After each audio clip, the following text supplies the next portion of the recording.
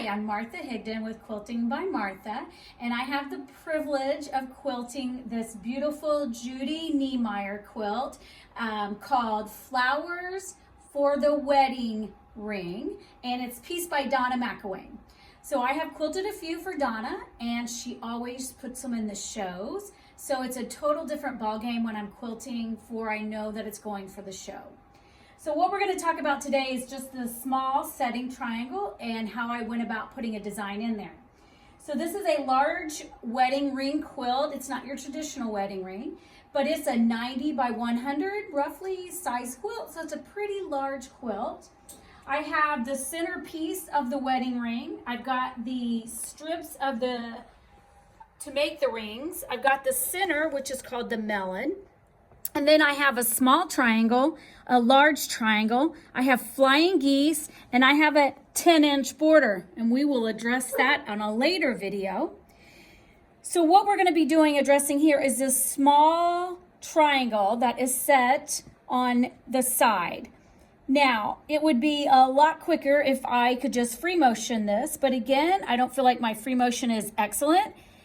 So I like to use Pro Stitcher because I know it's closer to being perfect and being excellent. So I am going to use Pro Stitcher to quilt my quilt. This entire quilt is either Pro Stitcher or ruler work at this time. So what I'm going to do here first is I am going to bring in this area. So actually I have already did it, and it is under File, Workspace, and it's going to be under my small triangle. There is what it is. So I'm going to show you when you finish making a design, you'll save it to a workspace because you'll always want to bring it back in. But I have to show you how I got to this. So I'm going to say File, Clear All. So first thing I'm going to do is I'm going to create an area. So row number 1, area. I have these wonderful handlebars that are programmable. I'm working on my Handy Quilter Forte. I had a Fusion for 10 years, so I didn't have the programmable handlebars. And now that I exclusively, as of 2 months ago, only work on my Forte, I have now enjoyed working with the programmable handlebars. Notice that on the right-hand side, there's a diamond. And if we look up here under the area tab, there's a diamond for multi-point. There's a star for 2-corner, and the star is on the left-hand handlebar, unless, of course, you switch yours out. But mine right now is set for multi-point on my right. So what I'm going to do, I have my laser point, and I am just going to create the area. So I'm under the area tab, multi-point, using my programmable handlebars. That way I'm not taking my hands up and down off the screen. Then I move my machine to the bottom of that small triangle, hit my multi-point. Now this is the tricky part. Because I'm going around a curve, I'm going to have to make a lot of multi-point. Again, this is a large quilt, so you can imagine I have to do this on each and every one of them. So I'm going to do multi-point, move it a little bit, multi-point, multi-point, multi-point. And I'm doing about a little bit each way because I want to make sure I have that curve because I'm going to be using the trace area. So then I go a little bit, multi-point. It's very tedious, it's very slow, but it has to be done.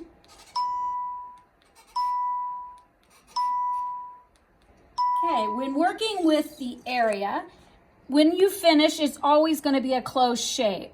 So I don't have to worry about doing the last one. So here is my small triangle on my quilt. Yep, it's not the best, but it is what it is. So I could see right here, I could probably go back and hit undo, undo, and hit that little last one because it was a little, and only because I'm going to be using trace area, I'm going to want to make sure that it looks great. Still a little bit of, so I'm gonna have to let it go for right this second. All right, so there's my area. Now, I spent a lot of time looking for designs for this quilt because you're gonna be using that design over and over.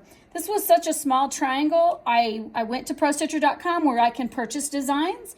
I went through several, nothing was sticking out. So I came back over here to File, Design, Open. and I just went to the PS designs, under PS, under triangles, and I tried several of these, and I ended up going with the spiked triangle spikes. So I double click it and it comes up on screen. Notice that my triangle is facing to the right, but my design is facing up. So I'm going to go to modify, rotate. I'm going to rotate at 45 and rotate at 45. So it's in the same direction as my triangle. Now, I could try to go to skew.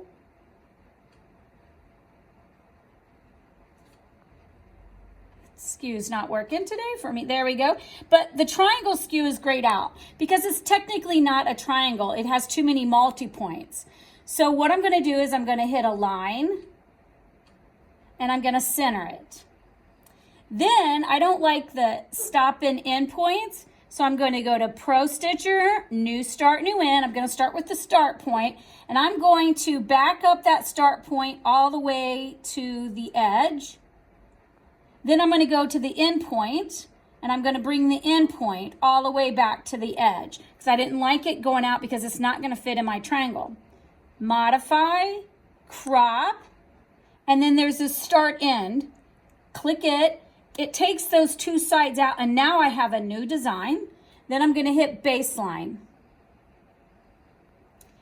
Baseline locks that design in place. It does not save it. It just locks it into place. But now that design is still too big for my triangle. So then I'm going to have to go to resize. I can lock my aspect, and then I can make it smaller.